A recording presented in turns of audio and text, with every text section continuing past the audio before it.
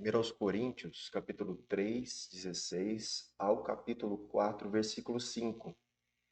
É um texto com vários detalhes, mas eu quero enfatizar aqui, como ideia central dessa passagem, a questão de líderes cristãos, eles devem se lembrar de que são apenas servos, tá bom? Então, enfatizando essa ideia central desse texto que nós vamos ler hoje.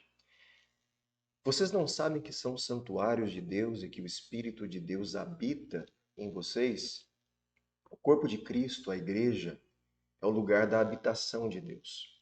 Juntos, os cristãos são a esfera em que o Espírito revela sua presença e seu poder. Essa é uma consciência importante a respeito do corpo de Cristo, da comunidade de Cristo, que o Espírito de Deus está entre nós, habitando entre nós.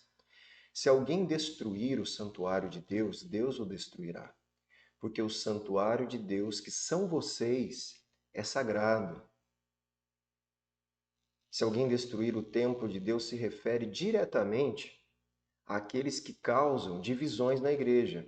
Por quê? Porque esse é o contexto. Se você retomar um pouquinho os capítulos anteriores, né, os versículos e o capítulo anterior, você vai ver que Paulo está exortando a igreja de Corinto em questões relacionadas a divisões na igreja.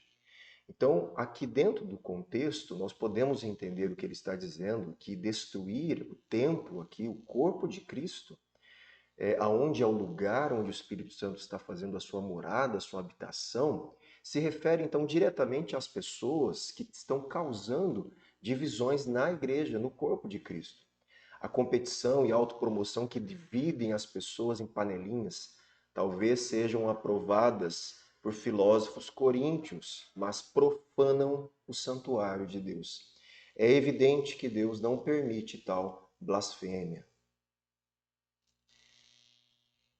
E ele continua do versículo 18, que ninguém engane a si mesmo. Se algum de vocês pensa que é sábio nesse mundo, faça-se de louco para se tornar sábio, né? Porque a sabedoria deste mundo é loucura diante de Deus, pois está escrito: ele apanha os sábios na própria astúcia deles. A sabedoria humana não se compara à sabedoria de Deus, né? E essa é a questão toda que nós temos que entender. E Deus tem os seus próprios caminhos que parecem loucura para a sabedoria humana, para revelar a sua obra, a sua sabedoria eterna de salvação à humanidade. E ele continua: e também o Senhor conhece os pensamentos dos sábios e sabe que são pensamentos vãos. Portanto, ninguém se glorie nos homens, porque tudo é de vocês. Ele está falando agora para a igreja. Não se glorie na sabedoria humana, né, que está ali em questão na cultura de vocês. Não vá buscar, não vá entender as coisas da vida, da eternidade, da existência, de salvação, baseado na filosofia humana que está dominante na cultura de vocês, coríntios. Lembrem-se que tudo é de vocês, quer dizer, tudo é do corpo de Cristo, da igreja. Nós herdamos as coisas de Deus através de Cristo. E ele continua: seja Paulo, seja Apolo, seja Cefas, seja o mundo, seja a vida, seja a morte, seja as coisas presentes, sejam as futuras, tudo é de vocês. E vocês são de Cristo. E Cristo é de Deus. Assim, pois, importa que todos nos considerem, olha lá, aqui a ênfase que eu quero dar, todos nos considerem como ministros de Cristo, servos de Cristo. Essa é a posição da liderança que Paulo expressa, que ele tem e que os líderes que estão na igreja devem ter, que é a condição de servos de Cristo e encarregados, não são donos, são encarregados dos mistérios de Deus. E aqui no destaque você vai entender novamente, como eu já disse, o que se refere a mistério aqui, né?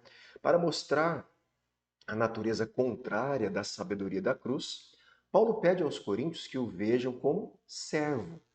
Lembre que Corinto tinha uma cultura muito forte de prepotência, status social, proeminência social. então o orgulho predominava, eles buscavam essas condições de serem melhores e maiores do que outros, muitas vezes em benfeitores, como a gente tem falado. E Paulo se coloca numa condição totalmente confrontadora à cultura, e ele diz que aquele, né, o líder, ele deve ser servo.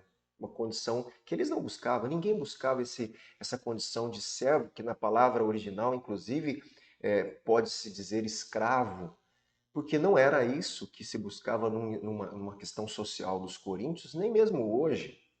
E Paulo então altera isso e mostra que a sabedoria de Deus nos leva a servir, a ser escravos de Cristo e encarregados do serviço do que diz respeito ao mistério de Deus.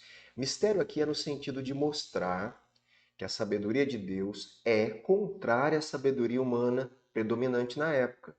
Portanto, o mistério, né, a sabedoria de Deus, ela é acessível somente por meio da revelação de Deus na cruz e na ressurreição de Cristo, que é loucura para o povo da época. Lembrando que a cruz era símbolo de vergonha, de desonra, de uma morte terrível. Como Deus revela a sua sabedoria através de um instrumento de desonra numa cultura que prezava a honra humana? Esse é o conflito, né, que os sábios da época tinham com a pregação do Evangelho. E Paulo está trabalhando isso aqui. O que os seres humanos são incapazes de descobrir por si mesmos, Deus revelou, Deus tira a cortina dos nossos olhos para que a gente veja, e por meio de seu Filho, Jesus Cristo. Cabe aos cristãos tornar esse mistério, ou sabedoria, conhecido e visível para o mundo ao seu redor. Então, a mensagem da sabedoria de Deus que passa pela cruz é acessível a nós como revelação e nós hoje somos portadores dessa mensagem e podemos tornar esse mistério, essa sabedoria conhecida, revelada aos outros, ao mundo, que é a nossa missão como igreja, pregar esse evangelho. Ora, além disso, o que se requer destes encarregados é que cada um deles seja encontrado fiel. Os cristãos não devem usar aquilo que Cristo lhes confiou para sua autopromoção. Antes, devem ser fiéis à sabedoria da cruz, se tornando servos também. E não querendo o orgulho, a proeminência, como a sociedade dos coríntios, né? A sociedade da cidade de Corinto, tinha esse desejo muito forte. Mas a mim, pouco importa ser julgado por vocês ou por um tribunal humano, nem eu julgo a mim mesmo, porque a consciência não me acusa de nada. Mas nem por isso me dou por justificado, pois quem me julga é o Senhor. Essa é a consciência de Paulo e deve ser a nossa. Quem nos julga e a prestação de contas é o nosso Senhor, é o juiz dos juízes. Portanto, não julguem nada antes do tempo, até que venha o Senhor, o qual não somente trará à plena luz as coisas ocultas das trevas, mas também manifestará os desígnios do coração. E então cada um receberá o seu louvor da parte de Deus. E as considerações finais aqui. A liderança cristã é como a gerência intermediária que nós temos em empresas, né? Até mesmo os líderes são servos. Somente Deus tem o controle e pode determinar os alvos e as prioridades. O propósito da liderança cristã é levar a igreja a cumprir os propósitos de Deus. Nós, líderes e os líderes, pastores e a liderança das igrejas cristãs, eles têm que entender isso, nós temos que entender que as prioridades colocadas para a igreja não devem vir da nossa cabeça. Não deve vir de acordo com a demanda cultural, deve vir da sabedoria de Deus. E nós sabemos que o propósito de Deus é que a revelação, o mistério que antes era oculto, agora revelado em Cristo, seja anunciado a todas as nações, a todas as pessoas. Deus os abençoe, meus irmãos, em nome de Jesus.